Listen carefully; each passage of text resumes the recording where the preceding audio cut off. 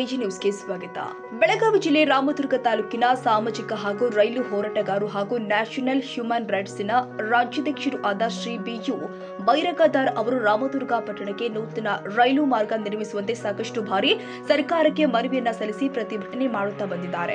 ಆದರೆ ಇಲ್ಲಿಯ ತನಕ ಕೇಂದ್ರ ಹಾಗೂ ರಾಜ್ಯ ಸರ್ಕಾರಗಳಿಂದ ಯಾವುದೇ ರೀತಿಯ ಪ್ರತಿಕ್ರಿಯೆ ದೊರೆಯದ ಕಾರಣ ಮುಂಬರುವ ತಿಂಗಳು ಅಂದ್ರೆ ಆಗಸ್ಟ್ 11ನೇ ತಾರೀಕಿನಿಂದ ರಾಮದುರ್ಗ ಪಟ್ಟಣಕ್ಕೆ ರೈಲ್ವೆ ಸಂಪರ್ಕ ಕಲ್ಪಿಸುವಂತೆ ಒತ್ತಾಯಿಸಿ ರೈಲು ಹೋರಾಟ ಸಮಿತಿ ರಾಮದುರ್ಗ ವತಿಯಿಂದ ತಹಸೀಲ್ದಾರ್ ಕಚೇರಿ ಮುಂದೆ ಉಪವಾಸ ಸತ್ಯಾಗ್ರಹ ಕೈಗೊಳ್ಳಲಾಗಿದೆ ಅಂತ ರಾಮದುರ್ಗ ತಹಸೀಲ್ದಾರ್ ಅವರಿಗೆ ಮನವಿ ಸಲ್ಲಿಸಿದರು. ಮಾನ್ಯ ತಹಸೀಲ್ದಾರ್ ಸಾಹೇಬರ ಮುಖಾಂತರ ನಾವು ಈ ಸರ್ಕಾರಕ್ಕೆ ಒಂದು ಮನವಿಯನ್ನು ಕೊಡ್ತಾ ಇದ್ದೀವಿ. ರಾಮದುರ್ಗಕ್ಕೆ ಹೊಸ ರೈಲು ಮಾರ್ಗ ಹಾಗೂ ವಿವಿಧ ಬೇಡಿಕೆಗಳಿಗಾಗಿ ಈಗಾಗಲೇ ಹೋದ ತಿಂಗಳು ಜೂನ್ 23ರಂದು ಮನವಿ ಕೊಟ್ಟಿದ್ದೀವಿ.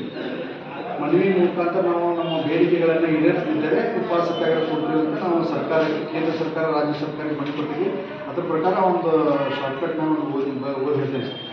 ಮೇಲ್ಕಾಣಿಸುವ ವಿಷಯದ ಅನ್ವಯ ಕಲೆಕ್ಟರ್ ರಾಜ್ಯಾಧ್ಯಕ್ಷರು ನ್ಯಾಷನಲ್ ಹ್ಯೂಮನ್ ರೈಟ್ಸ್ ಹಾಗೂ ರೈಲು ಹೋರಾಟ ಸಮಿತಿ ರಾಮದುರ್ಗ ಬೆಳಗಾವಿ ತಮ್ಮಲ್ಲಿ ವಿನಂತಿ ಏನೆಂದರೆ, ಹಲವು ವರ್ಷಗಳ ನಮ್ಮ ಮಾನವ ಹಕ್ಕು ಸಂಘಟನೆ ಹಾಗೂ ಸಾರ್ವಜನಿಕರ ಹಿತದೃಷ್ಟಿಯಿಂದ, ರೈತರ ಹಿತದೃಷ್ಟಿಯಿಂದ ಸಾಕಷ್ಟು ಪ್ರತಿಭಟನೆ ಮಾಡುತ್ತಾ ಬಂದಿದ್ದೇವೆ. ಕಾರಣ ರಾಮದುರ್ಗಕ್ಕೆ ಹೊಸ ರೈಲು ಮಾರ್ಗ ಆಗುವುದಕ್ಕಾಗಿ ಮತ್ತು ಸರ್ಕಾರದ ವಿವಿಧ ಇಲಾಖೆಗಳಲ್ಲಿ ಸರ್ವರ್ ಸಮಸ್ಯೆ ಮತ್ತು ರೈತರ ಹಾಗೂ ಸಾರ್ವಜನಿಕರ ಕೆಲಸಗಳು ಬಹಳ ವಿಳಂಬ ಆಗುತ್ತಿರುವುದು ಹಾಗೂ ಬಡವರಿಗೆ ಆಶ್ರಯ ಮನೆಯ ಸಲುವಾಗಿ ಮನವಿ ಕೊಟ್ಟಿದ್ದು ಇರುತ್ತದೆ. ದಿನಾಂಕ 23/6/2025 ಮನವಿಯನ್ನು ತಮಗೆ ಕೇಂದ್ರ ಸರ್ಕಾರ ಮತ್ತು ರಾಜ್ಯ ಸರ್ಕಾರಕ್ಕೆ ಸಲ್ಲಿಸಿದೆ. ಆದರೂ ಯಾವುದೇ ರೀತಿ ನಮಗೆ ಸ್ಪಂದನೆ ಸಿಕ್ಕಿಲ್ಲ. ಅದಕ್ಕಾಗಿ ನಮ್ಮ ವೇದಿಕೆ ಮುಖಾಂತರ ಅವೆಲ್ಲ ಹಿರಿಯರ ಪ್ರಮುಖರು ಪದಾಧಿಕಾರಿಗಳ ಕೂಡಿ ನಾವು ದಿನಾಂಕ 30 ವರ್ಷದ್ದು ಸರ್, ನಮ್ಮ ಕೆಲವು ಪತ್ರಕರ್ತರು ಫಂಕ್ಷನ್ಗಳು 34 ತಾರೀಕಿಗೆ, ಹೀಗಾಗಿ ನಮಗೆ 11 ತಾರೀಕಿಗೆ 11 ತಾರೀಕಿಗೆ ಹಾಕಿವಿ ಸರ್.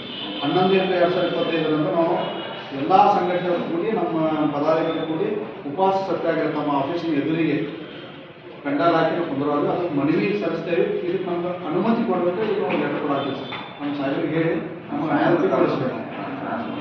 ಈ ಸಂದರ್ಭದಲ್ಲಿ ರೈಲು ಹೋರಾಟ ಸಮಿತಿಯ ಮುಖಂಡರುಗಳು ಆದ ಸಿಎಸ್ ಹಿರೇಮಠ, ಶಶಿಕಾಂತ್ ನೆಲ್ಲೂರು, ಡಿಎಫ್ ಹಾಜಿ, ದಾದಾ ಪಿರಿಕೇರೂರ, ನಿವೃತ್ತ ಶಿಕ್ಷಕರು ಆದ ಸುರೇಶ್ ಕಲ್ಲೂರ, ನ್ಯಾಯವಾದಿಗಳು ಆದ ರಾಜೇಶ್ ಹರ್ಲಾಪುರ್, ಪತ್ರಕರ್ತರು ಆದ ವೀರೇಶ್ ಬಳಿಗೆ, ರಂಗನಾಥ್ ಮೂಡಿಮನಿ ಉಪಸ್ಥಿತರಿದ್ದರು.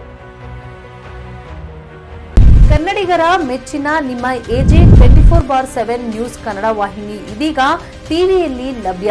ವೇಳೆ ನೋಟಿಸ್ ಕೊಟ್ಟಿದ್ರೆ ವಾಪಸ್ ತಗೋತೀವಿ. ಇವತ್ತು ವಕ್ಫ್ ಪ್ರಾಪರ್ಟಿ ಅಂತೇಳಿ ಬರ್ತದೆ ಅಂತ ಹೇಳಿದ್ರೆ ರೈತರ ಬೀದಿಗೆ ಬಂದ್ರೆ ಏನ್ ಮಾಡ್ಬೇಕಾಗತ್ತೆ?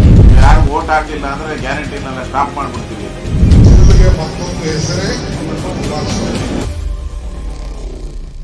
ಕರ್ನಾಟಕ ಮತ್ತು ದೇಶ ವಿದೇಶ 360 ಡಿಗ್ರಿ ಸುದ್ದಿ ಹಾಗೂ ಉತ್ತರ ಕರ್ನಾಟಕ, ಬೆಳಗಾವಿ, ಬಾಗಲಕೋಟೆ, ಧಾರವಾಡ, ಹಾವೇರಿ, ಗದಗ, ಬಿಜಾಪುರ ಜಿಲ್ಲೆಯ ಕ್ಷಣ ಕ್ಷಣದ ವಿವರವನ್ನ ಪಡೆಯುವುದಕ್ಕೆ ಎಜೆ 24/7 ನ್ಯೂಸ್ ಕನ್ನಡ ವಾಹಿನಿಯನ್ನ ಲೈಕ್ ಮಾಡಿ, ವಿಡಿಯೋಗಳನ್ನ ಶೇರ್ ಮಾಡಿ, ಕಮೆಂಟ್ ಮಾಡುವ ಮೂಲಕ ನಮ್ಮ ವಾಹಿನಿಗೆ ಸಹಕಾರ ನೀಡಿ ಮತ್ತು ಚಾನೆಲ್ ಅನ್ನ ಸಬ್ಸ್ಕ್ರೈಬ್ ಮಾಡಿ. ಧನ್ಯವಾದಗಳು.